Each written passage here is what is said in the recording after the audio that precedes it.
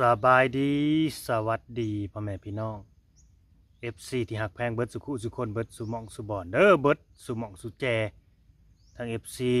ผู้เก่าและก็ผู้ใหม่พี่น้องเอ้ยเนาะที่ว่าติดตาม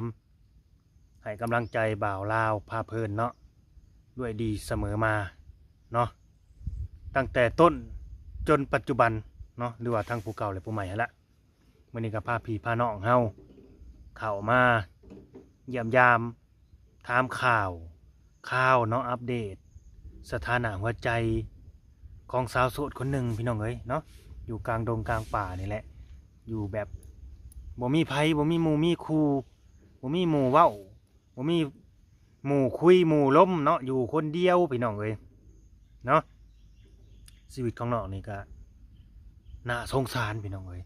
น่าสงสารและก็น่าเห็นอกเห็นใจน่าเวทนาน้องอยู่เนาะอยู่แต่กับพ่อนะบ่ค่อยได้ออกไปเปิดหูเปิดตาทางใดดอกเนื่องจากว่าน้องเพิ่นสุขภาพร่างกายบ่ค่อยเต็มร้อยอะไรพี่น้องเอ้ยเนาะบ่ค่อยแข็งแรงเต็มร้อยว่าซั่นซะแต่ก็หมายว่าบ่เต็มร้อยนี่คือคนบ่ได้เป็นบ้าเป็นบอเด้อคือสุขภาพร่างกายนะแบบแข็งแรงบ่เต็มร้อยน้อยเข้าใจนำกันแบบนั้นมื้อนี้ก็ได้เข้ามาอัปเดตให้ FC เนาะได้เบิ่งได้ชมบ่มีไผดอกมีแต่เฮานี่แหละเข้ามานะเนาะมีแต่บ่าวลาวนี่แหละที่ว่าเที่ยวเข้ามาอัปเดตเบิ่งน้องเพิ่นเนาะฝากกดไลค์กดแชร์พี่น้องเอ้ยตะกี้นี่ให้ห้องถามน้องไปแล้วว่าเสียงค่อยบ่มีแห้งว่าซั่นจักสิว่าจังไดแห้งไปใส่เบิดแห้งบ่มีว่าซั่นเมื่อยว่าโอ้มันแดดมันนายเว้าแปลนพี่น้องเอ้ยเขาจูดเนาะตอนนี้เขาจูดบรรยากาศโดยรวมธรรมชาติบรรยากาศสดๆเลยเนี่ยเนาะเสียงนกเสียงหนูใบตองปลิวลมเป่าลมพัดลมตองพอมาอยู่นะจะอยู่แต่น้องเพิ่น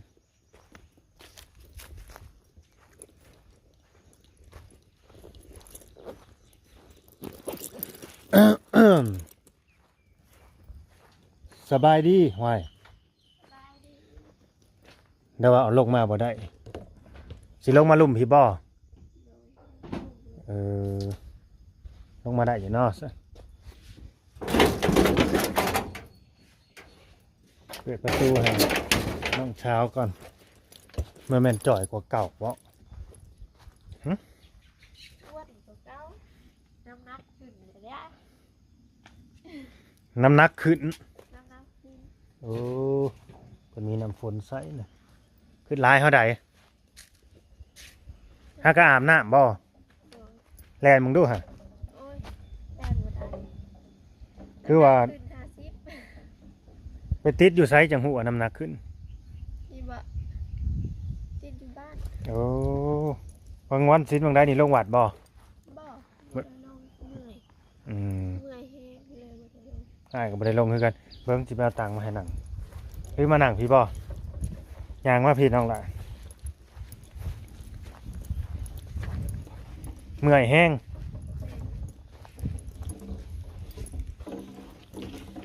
เมื่อยคอยก็บ่ได้เนาะเมื่อยแห้งโลดติ เมื่อยแฮง สิเมื่อยคอยก็บ่ได้เอ้า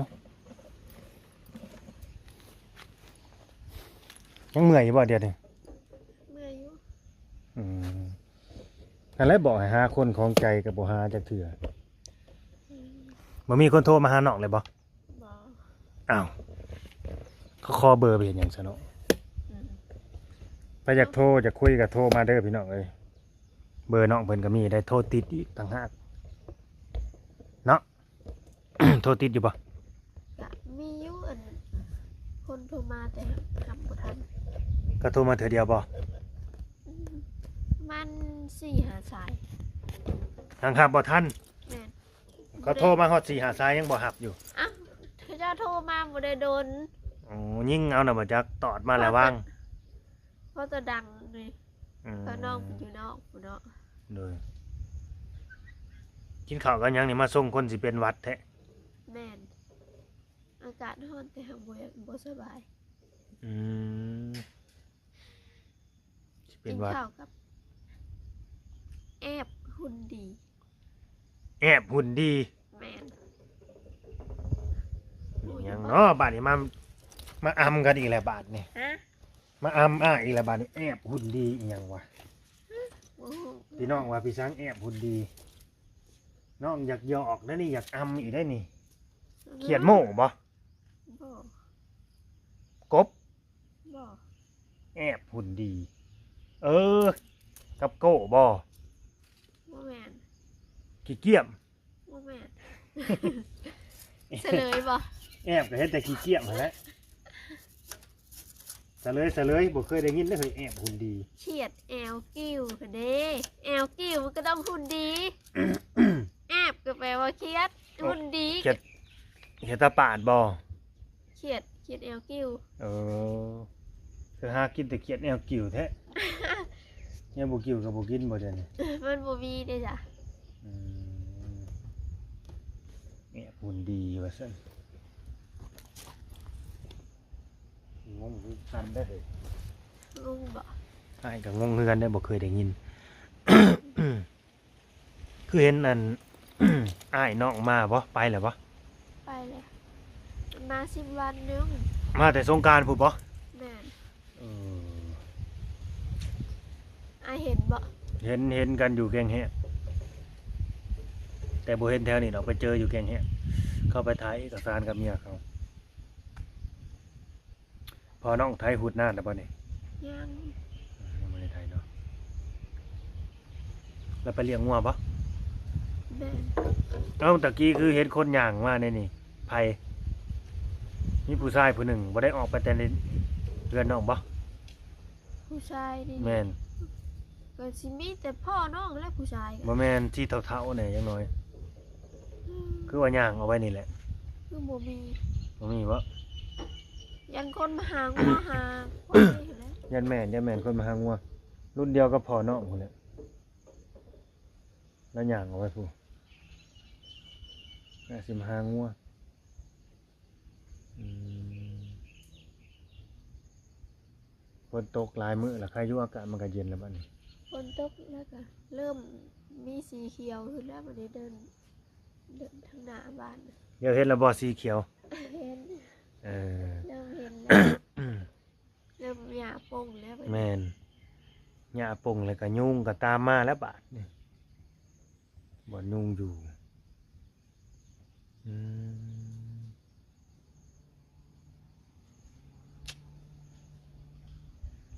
ลงมาตารางจักเทื่อแล้วมื้อนี้ วันนี้บ่ได้ลง บ่ได้ลงเนาะ แม่ คู่มื้อนี้อาบน้ำมื้อจักเทื่อ คู่มือนี้บ่ ฝนตกแบบนี้นะ กันมืออากาศอันเย็นๆได้ก็อาบแต่2 เทื่อเท่านั้นแหละ อืม แต่ถ้าว่าอากาศร้อนๆแต่ค่าเที่ยงบ้าน โดยบ่มีผู้บ่าวผู้แพ้วมาเล่นเลยบ่ บ่ อะไรก็บ่ฮู้ว่ามีผู้สาวอยู่ในนี่บ่จักเนาะ ฮู้ ฮู้บ่ คนบ้านเฮานี่ฮู้อยู่ดอก ฮู้คือบ่มาเล่นสามีผู้สาวอยู่ในนี่ก็บ่มาเล่น เอ้ย ขนาดเป็นผู้บ่าวน่าจะมาเล่นเอาแล้วอาจสิมาจีบมาลบมาแล้วผู้สาวเดียวซ้ำ บัดสิว่าเอ้ย เอ้าเนาะว่าได้ซะผู้สาวเดียวลูกสาวเดียวก็มาล้มเอาเท่านั้นแหละเป็นผู้บ่าวเที่ยวมาปลอมมาเลยแล้วมาเผาอยู่นี่แหละบ่มีแบบนั้นติ บ่ สร้างเป็นเนาะคันเพิ่นอยากมานี่ใช่มาอยู่บ่ กะน้องก็บ่ได้มา สมมุติผู้บ่าวเพิ่นอยากมาจิมาล้มนี่นะสิให้มาอยู่บ่ อืม มาแล้วสิไล่เพิ่นเมื่ออยู่บ่ โอ๊ยบ่ได้ใจดำ บ่ได้ใจดำวันนั้นเนาะเห็นว่ามาก็ดำหน้าแล้วจังเมื่อเนาะก็อย่างเมื่อก็เห็นบ่ดำหน้าซอยก่อนซอยพอน้องไทยหน้าเราแห่งเฒ่าเลยเบิ่งดูแอวเราคดแอวโง่เลยกงอยู่แล้วคนก็ถามข่าวหาน้อง ดวงตาลายเพิ่นก็ถามหาตลอด ไม่ได้ไปเยี่ยมน้องสุดใจหรือว่าซั่นไม่ได้ไปหาน้องหรือบ่าวเล่าวจังซั่นนี่บ่ได้ไปว่ะตั้งแต่เพิ่นมาก็บ่ได้ไปเลย จำได้อยู่บ่หลวงตาลาย จำได้ อ๋อ อ้ายพามา แม่นแม่น ที่อ้ายพามาเพิ่นซื้อวิทยุให้ได้เนาะ โดย ซื้อวิทยุให้ไปฟังเป็นหมู่พ่อบ่ง่วงบ่เหงาเราว่าพอให้มีชีวิตชีวาขึ้นได้จักหน้อยคุมื้อนี่ก็ฟังอยู่บ่เพลงในโทรศัพท์ก็ดี ฟัง อืมห้องเพลงให้ฟังดูให้จักเพลงนะเพลงน้องห้องได้นะห้องเพลงหยังไงมักเพลงหยัง น้องมักพังล่ำแนวใด ลำประจำท้องถิ่นนี่แหละ ไผล่ำหมอล่ำซื้อแนวใด หมอลำชื่อน้อยวงประจ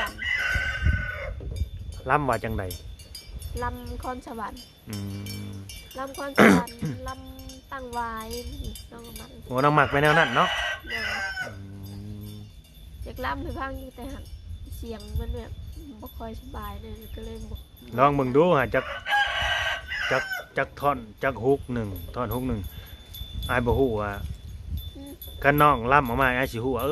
ล่ำตัวนี้บ่ที่น้องมักล่ำแบบนี้บ่หั่นนะอันนี้อ้ายคิดบ่ออกเลยว่าล่ำแบบใดคันน่ะหมอล่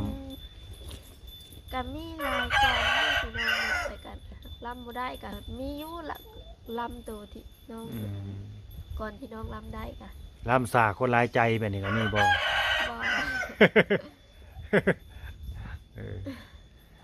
เพิ่นบันมักไปแนวนั้นเนาะ แต่ว่าสิให้น้องลำมันลำให้พังอีหลีก็ถือว่าเอาเป็นเพื่อหนาก็จ้ะเสียงดีอันเสียงบ่ค่อยอันตอนที่เสียงบ่ค่อยเป็นหวัด มาเถื่อนะอัดแนวใดอีกกูอยากฟังหาเด้อซะเพิ่นก็อยากฟังอยู่ตอนนี้เถื่อหน้าบัดจังยามใดสิได้เข้ามาหากันอีก ก็เท่าอ้ายได้เข้ามาพุ่นแหล้ว เข้ามาเถื่อหน้าเพิ่นเสียงแหบกว่าเก่าเฮ็ดได้เด้อซะ ก็เลื่อนไปอีก อ่านี่ก็ได้แล้วนี่ก็เสียงดีอยู่ แค่อยากฮู้เนื้อหามันซื่อๆนะทำนองของกรลำหั่นนะเขาลำแบบใดน้องมักแนวใดมีดนตรีมีแบบโยกแบบจังหวะอิหยังโยกใส่อยู่บ่ บ่ลำแบบ มืออ่อนไปน้ำพอดไปน้ำนี่บ่ ลำเกี่ยวกับ เอาอีกแล้ว อยากกันไปไหนลำนี่ภาษาไทยลำนี่เพิ่นสิเอิ้นว่าพอดนะภาษาไทยน่ะ แม่ ลำนี่เขาว่าพอด โดย บ้านเฮามาลำมันคือห้องเพลงนั่นน่ะลำนี่คือเอามือพอดอ่อนๆนะภาษาไทยมันคือว่าลำสวยลำงาม ลำนี่ ลำประจำท้องถิ่นเท่านี้ไอ้ว่ามีจักจังหวะ ประจำท้องถิ่นบ่ แม่น โน่เลยก็ว่าลำนี่ไอ้บ่ฮู้เลยไอ้ฮู้ไอ้มันลูกทุ่งได ไอ้มักลูกทุ่ง แม่นลูกทุ่งสติงนะมัก น้อง ไป นี่ นั่น น้องสมือนี่แหละน้องมักทั้งลำแล้วก็มักทั้งเพลง ลูกทุ่งสติงไปจังซั่นได้เพื่อชีวิตไปแนวนั้น แม่น ไอ้มักไปแนวนั้นกันว่าลำนี่ลำพญาย่อยนะฟังอยู่แบบผู้เฒ่าเพิ่นเปิดยามบุญยามศีลในวัดในว่านะลำแบบน่ะบ่ แม่น มักลำแบบนั้นเนาะ มักลำกับพังได้ เพลงกับพังได้ สตริงกับพังได้ แสดงว่ามักเบิ่งหมอลำเรื่องที่สากันว่าคนแบบนี้เนาะแม่นบ่ มัก เบิ่งบ่หมอลำเรื่อง โดยกะหังโบปันไดหังโบซ้ำลำประจำท้องถิ่นเนาะ บุญนั่นนี่ไปอยู่บ่บุญนั่นมือบุญบ้านนั่น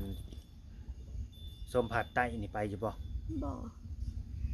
น้องบ่ได้ไป ที่มีวงดนตรีได้เขาเปิดบ่ดังมาฮอดพี่บ่ บ่เลย บ่ได้ยิน มือ ซะ ฝ บ่ นตกค่ะบ่ แม่น น้องบ่ได้ไปบ่ได้ไปใช่หรอกมื้อนั้นฝนตกน้องบ่ได้ ฝนตกมื้อน่ะ ยังยินอยู่ปอว่าบุญ แม่นฝนตกห่ำซุเพิ่น อ้ายไปบ่ กำลังว่าสิไปฝนตกก่อนก็เลยโจ๊ะแล้วว่าสิพาลูกสาวไป อืม ก็เลยเสียลมณ์เลย ฝนตกมา ฝนตกนี่สิมีอีกนี่บ้านกลางโบสีนี่ บุญบางกรรมผู้สี แม่น อืม บุญบังไฟคือกัน ไก่ วันที่18นี่มื้อนี้วันที่หยังน้องฮู้บ่ มื้อนี้วันที่ เอามึงเด้อคนบ่ได้ไปทางใดพี่น้องเอ้ยบ่ได้เห็นพี่ช้างนี่สิฮู้วันฮู้เวลาอยู่บ่นี่มื้อนี้วันที่หยัง วันนี้นะ แม่น วันที่11 วันที่11วันหยังเอา วันจันทร์ วันจันทร์วันที่11บ่คักแน่บ่ โดย บ่ถึก วันยังจ้ะ วั วัน นที่ วันที่12มื้อนี่ 12แหละ แม่น อ่าแสดงว่าน้องบ่อันนั้นแหละ เล สมองน้องบ่อันค่อยอันทำงานแหละ โดยเริ่มแล้วเริ่มก็ทำงานหักถึกแต่วันจันทร์แต่วันที่บ่ถึก แม่น ดียังจำวันได้อยู่ อืมจังว่าบ่ถูกก็บ่จักวัน ยังดี ก็ อยู่ ได้ ยังดียังจำวันจันทร์ได้ บ่แม่นแม่นบ่บ่แม่นบ่ถูกสมาวันจันทร์ก็ได้ แต่วันที่นะบ่ถึกแล้ววันที่เนี่ย วันที่12มื้อนี้เดือนหยังเอา นี่นะ แม่น เดือน เดือนสากลเฮาเอาเดือนหยังเดือนสากลเด้อ เดือนพฤษภา พฤษภาบ่บ่แม่น เดือนสากลเดือนห้า เดือนหาถึก เดือนหาพี่น้องเอ้ยวันที่12พศ2568ตามภาษาไทยถ้าไทยสิเรียกสิใช้พศลาวสิเอิ้นคศคศ2025 ตอนนี้กำลังเป็นแห้งแล้วน้องนี่ แม่นบ่ แม่น แม่นยังมีผู้บ่าวบ่จักเอาอยู่บ่ผู้บ่าวนะเอาอยู่บ่ ผู้บ่าวสิมีบ่ นี่มีได้คนอยากมาดูแลน้องนะมีได้ คือ ดีเขาขอมาอยู่อ้ายบอกว่ามีแต่เบอร์มีเบอร์ไปอยากได้เฟซน้องบ่มีบ่ซั่นโอ้ยสิไปเล่นเฟซในใดกับน้องนะวะเอาเบอร์นี่โทรไปโลดไปเฟซในใดน้องเพิ่นสายตาบ่ค่อยดีสิไปเห็นเฟซเห็นไลน์ในใดวะแม่นบ่เห็นอยู่บ่อ้ายถือหยังอยู่ในมือนี่บ่เห็นซ้ำเกือบหล่น เดี๋ยวถือไม้ นี่ในมือนี่เห็นอยู่บ่ ไม้ เออน้องมองเป็นไม้ว่าซั่น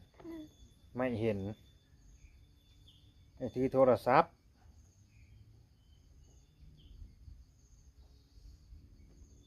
น้องเพิ่นเลียบ่เห็นพี่น้องเอ้ย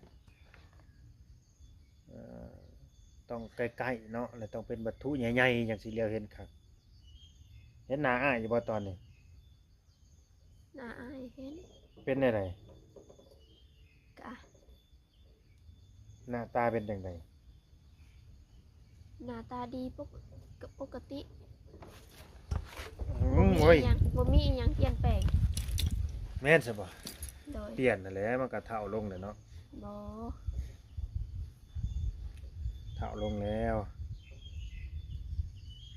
ไผว่าเฒ่า เฒ่าแล้วเนาะคนเฮามันก็เฒ่าไปหน้าแล้วบ่มีหนุ่มไปหน้าใดอ้ายจังว่าจังให้น้องนี่หาคนมาดูแลซะ สั่งนี่ยังว่าเฒ่าโอ้ย หาคนมาดูแลซะ อืมคนดูแลยันแต่มันบ่มีแหล้ว หาคนมาเทคแคร์มาดูแลซะ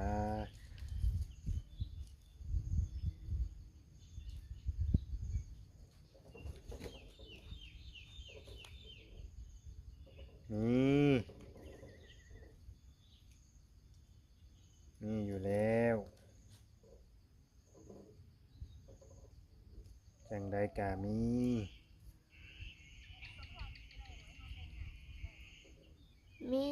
มีแต่หังบ่เห็น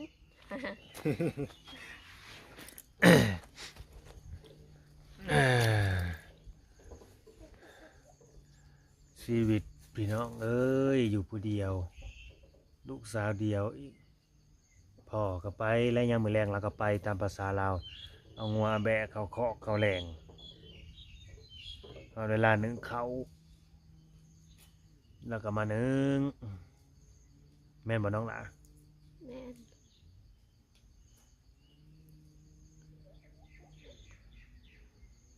น้องยังถือควันไฟได้อยู่บ่ บ่ฮู้ สายตาน่ะมันยังแสบอยู่ สายตานี่แสบแล้วแต่ขนาดบ่ถึกวันบ่ถึกฉันควันไฟมันก็ยังแสบบ่ถึกก็แสบ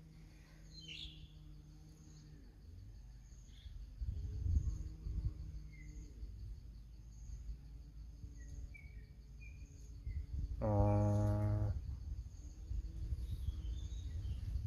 ไปอยู่บ่มื้อนี้ไปทางใดมื้อนี้ ไปไปไปข้างนอกมา แถวเซโนนี่แหละ ไปแถวเมืองเขานี่แหละไม่ได้ไปไกลดอก อืม อืม อยากไปนำบ่ อ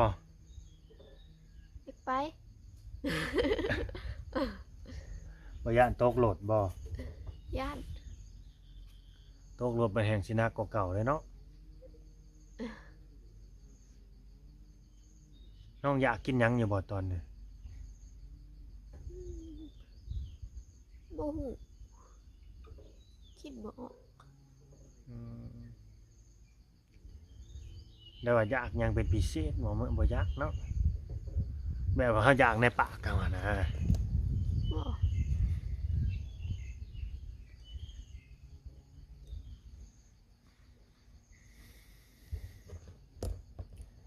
เด้อพี่น้องเด้อเนาะสำหรับFC เนาะทางผู้เก่าผู้ใหม่และผู้ใดเข้าเอาเบิ่งมาชมก็อยากเว้าอยากคุยกับทางน้องเพิ่นก็น้องเพิ่นมีเบอร์โทรพี่น้องเอ้ยแต่ว่าเฟซนะเพิ่นเคยบอกอยู่เฮาก็จำบ่ได้จักชื่อแนวใดบ่เคยเข้าไปส่องอีกคือสิบ่ได้เคลื่อนไหวดอกเฟซน้องก็ดี เนาะบ่มีการเคลื่อนไหวดอก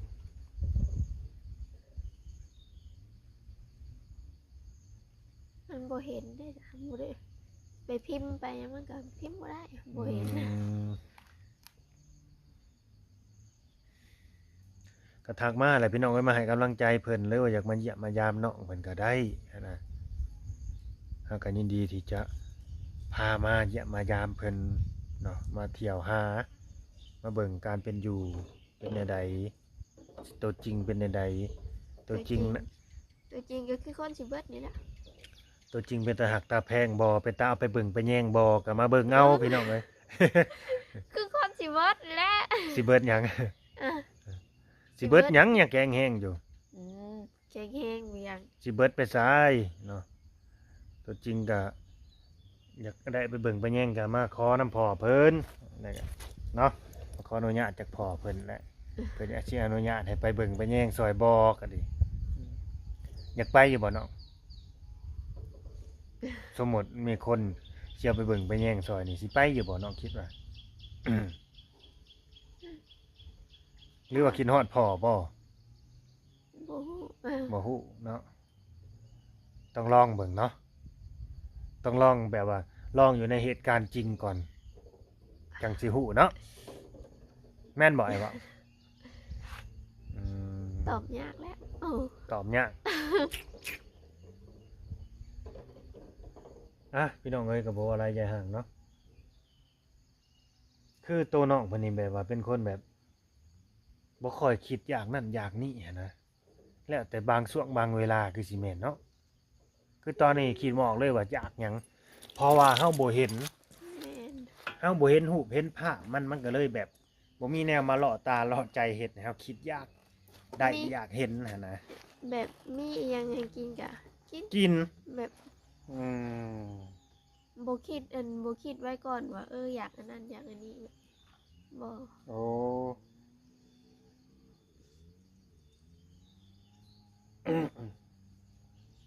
คิดยากอันนั้นอันนี้บ่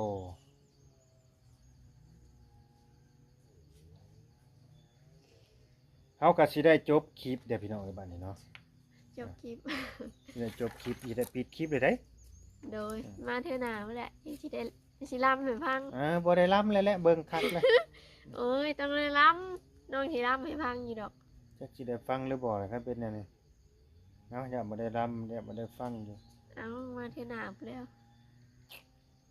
ตามนั่นแหละพี่น้องเอ้ยอยู่ดีมีแฮงหักแพ ข่งแบ่งปันกันคือเก่าเด้อพี่น้องเด้อเนาะเดี๋ยวมาเทื่อหน้านี่ย่านแบบเขียวทุ่มเบิดเลยแถวนี้มาเทื่อหน้านี่ต้นหญ้านี่ก็สิใหญ่นี่หญ้าอันคิวๆนี่ อืม